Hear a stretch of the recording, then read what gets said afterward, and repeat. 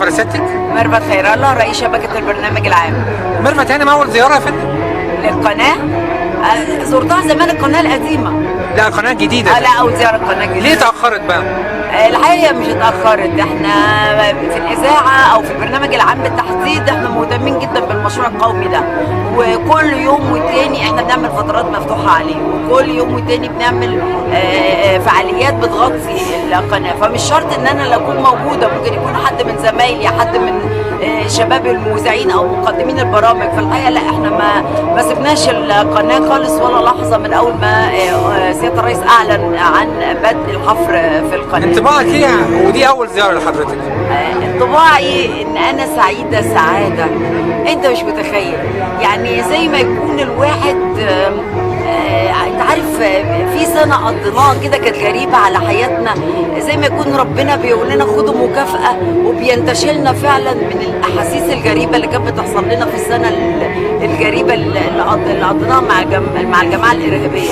فزي ما يكون ربنا بيدينا أمل، بيدينا كده بارقة أمل، يقول لنا لا دي مصر هتفضل ولا يمكن حد هيقدر يهزها ولو لحظة. تقول ايه للجيش المصري اللي هو اشرف على التنفيذ المشروع في بداياته؟ بص انا عايزه اقول لك حاجه بقى، ان الجيش المصري بالنسبه لي هو اللي رباني، لان انا ابويا في الجيش المصري فهو اللي رباني. فانا شايفه ان الجيش ده اعظم مؤسسه فعلا في مصر، وان هو لما بيقول حاجه لازم ينفذها. يعني لما سياده الرئيس قال لهم لا سنه واحده، انا كنت متاكده انها هتبقى سنه واحده، لان هو قائد جيش وفاهم ان الكلمه لما بتطلع لازم بالظبط هي الكلمه لازم تتحقق بالظبط، ولازم تتعمل زي ما القائد بتاعهم قال لهم عليها.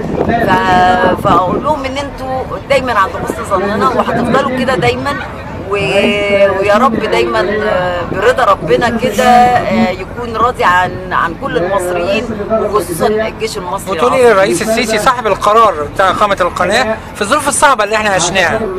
احنا عشنا ظروف صعبه جدا، وزي ما قلت لك واحنا في حرب ضد الارهاب، وبالرغم من ان احنا في هذه الحرب ضد الارهاب بارقه الامل بتظهر قدامنا، وبيقول لنا الرئيس السيسي لا ان ربنا واقف جنب البلد دي وجنبنا، وان احنا دايما هنكون في المقدمه، وان مصر فعلا هتفضل الدنيا. وزي ما قال احنا بندي هديه للعالم كله، دي حقيقه اللي احنا شايفينه النهارده هديه مش لمصر بس، اللي هي الهديه دي للعالم. فانا بشكر كل القيادات اللي بتشارك في هذا العمل العظيم، وبشكر في كل مهندس وكل عامل بيعمل في المكان ده، وبشكر كمان صاحب القرار اللي النهارده خلانا نحس ان فعلا الايام الصعبه اللي مرت علينا النهارده احنا بنجني ثمار تعب وجهد عظيم.